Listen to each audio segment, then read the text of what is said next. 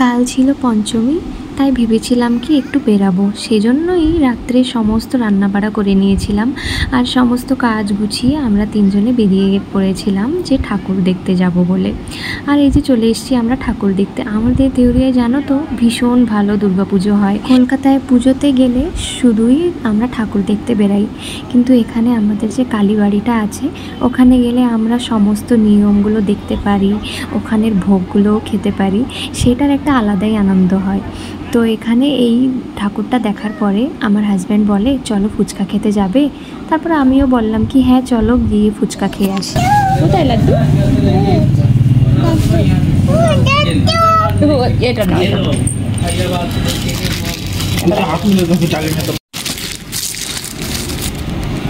না, last time যখন এসেছিলাম এখানে আমি দই ফুচকাটা খেয়েছিলাম, ভীষণ সুন্দর করেছিল। আর আজকে আমি নর্মাল ফুচকা খেতে এসেছি, কেন কি ওটাও না খুবই সুন্দর করে। আজকে আমার দই ফুচকা খেতে একদম ইচ্ছা করছিল না। আর এই যে এখানে চিনিকে একটা চকলেট কিনে দিয়েছি। ভিতরে যখন গেছিলাম ওই চকলেটটা দেখে আর মানবে না, তাই ওকে কিনে দিতে হলো। ও চকলেটটা খায় না বেশি একটা, ব্যাস ওকে হাতে দিতে হবে। আর চকলেটের উপরে যে কালারফুল বিটসগুলো ছিল ওটা ওর জন্য না একদমই নতুন, সেজন্যই ও ওটা একটু টেস্ট করছিল। আর চকলেটটা দেখতে এতই সুন্দর ছিল, আমারই খেতে ইচ্ছে করছিল।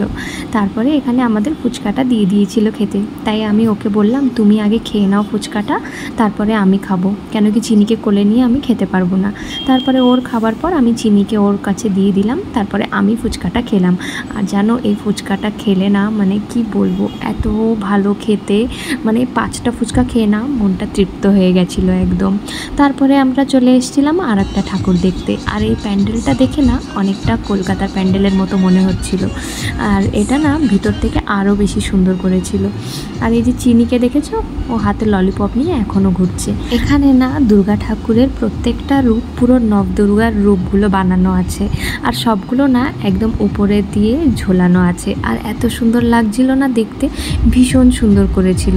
আর আমরা ওখানে কিছুক্ষণ থাকলাম, সব ঠাকুরগুলো ভালো করে দেখে তারপরে আমরা চলে আসলাম আর একটা ঠাকুর দেখতে। এই প্যান্ডেলটা না আমাদেরই পাশের গলিতে করা আছে, এটাও খুবই ভালো করেছিল। আর প্যান্ডেলটার ভিতরে গিয়ে না এখানে প্রোগ্রাম চলছিল, সব মেয়ে বাচ্চাগুলো এখানে মায়ের 9টা রূপে সেজে বসেছিল, আর নিচে হচ্ছিল পারফরমেন্স। ছোট ছোট বাচ্চারা সেজে সেজে এসছিল, এখানে পারফর্ম করছিল, ডান্স করছিল, আর দেখে খুবই ভালো লাগছিল। আমরা এখানে অনেকক্ষণ ছিলাম দাঁড়িয়ে, বাচ্চাদের প্রোগ্রাম দেখছিলাম। তারপরে ওকে বললাম কি চলো বাড়ি যাই, চিনির তো খাওয়ার সময় হলো। আর এই যে চিনিকে নিয়ে আমরা বাড়ি চলে এসেছি, ওর আবার কিছু কাজে মার্কেটে যেতে হলো। আর এই দেখো চিনির ওই চকলেটটা আমিই খাচ্ছি, এখানে আমি আর আমার হাজব্যান্ড দুজনে মিলে খেয়েছি। আর এই চকলেটটা না খেতে ভীষণ ভালো ছিল। আর এখানে না বাবা কুলফি নিয়ে এসেছিল আমাদের জন্য, আনতে আনতে কুলফিটা গলে গেছিলো, তাই তাড়াতাড়ি করে খাচ্ছিলাম। আর বাকি মা এখানে রুটি করছিল আর চিনি মায়ের হেল্প করছিল। আজকের ভিডিওটা তোমাদের কেমন লেগেছে জানিও কিন্তু। টাটা।